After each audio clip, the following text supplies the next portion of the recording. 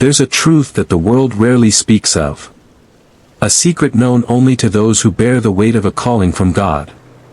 When the Lord chooses you to fulfill His purpose, to be His vessel in the world, He doesn't ask if you're ready. He doesn't ask if you feel strong enough. Just as He called Jeremiah, saying, "Before I formed you in the womb I knew you, before you were born I set you apart," Jeremiah 1 verse 5, He places that calling upon you without question. It begins with a conviction in your heart. A calling that pulls at your spirit. The people around you look at you differently. You're the leader now. The chosen one. The one called to carry others out of their suffering. But what they don't see, what no one can see, is the doubt. Just like Moses, who doubted his ability to lead the Israelites out of Egypt, saying, "Who am I that I should go to Pharaoh and bring the Israelites out of Egypt?" Exodus 3 verse 11, doubt clings to the chosen like a shadow. You wonder, am I enough? Is this truly God's will? Even when you know God has called you, doubt whispers louder than any confirmation. It's in those moments you must remember Proverbs 3 verses 5 to 6, "Trust in the Lord with all your heart and lean not on your own understanding, in all your ways submit to Him, and He will make your paths straight." And when you falter, when you fall, the weight of expectation feels unbearable. Everyone is looking to you for strength, for guidance. They expect you to have the answers. But in your heart, you may feel the same loneliness Elijah felt when he fled to the wilderness, saying, "I have had enough, Lord. Take my life," 1 Kings 19 verse 4. Who does the chosen one turn to when they stumble? In those moments, we must remember that even Jesus, in His humanity, experienced loneliness and sorrow in the Garden of Gethsemane. In Matthew 26 verse 38, He said, "My soul is overwhelmed with sorrow to the point of death." But He also showed us the way through such loneliness, turning to the Father in prayer, saying, "Yet not as I will, but as you will," Matthew 26 verse 39. This is the part they don't tell you, being chosen often means walking a lonely road. You may be surrounded by people, but still feel apart. Like David, who was chosen as king while still a young shepherd, you may feel isolated, set apart from the world around you.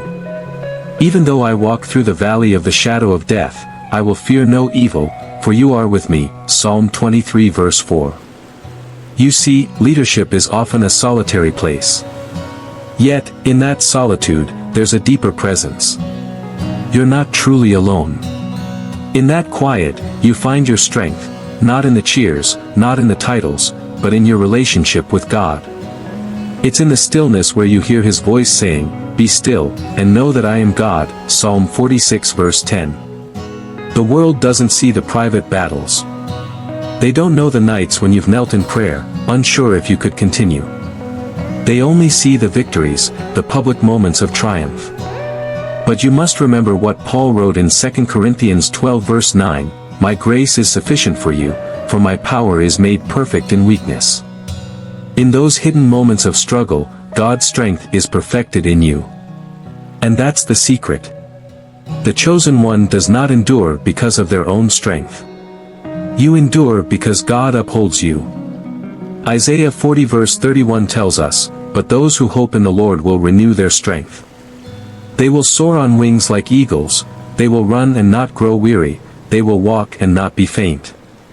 It's not about how strong you are, it's about how strong God is in you. You see, the world measures success by outward victories, but God looks at the heart. He sees your scars, your prayers, your moments of weakness. He sees the trials that no one else does. And it's in those moments, in the midst of doubt and isolation, that He calls you to endure. Just as Jesus endured the cross, scorning its shame, knowing that the joy set before Him was greater, Hebrews 12 verse 2, we too are called to endure, trusting that God is working all things together for good, Romans 8 verse 28. So, when the world looks at you and sees a leader, a hero, remember that they see only the surface. You know the truth. The chosen one survives not by their own power, but by the grace of God. As Paul said, "I can do all things through Christ who strengthens me," Philippians 4 verse 13. This is the life of the chosen one, to walk in faith, not by sight, to endure the trials, and to trust in God's plan. Because in the end, it's not your strength that will carry you. It's His. Subscribe, comment and share. God bless you.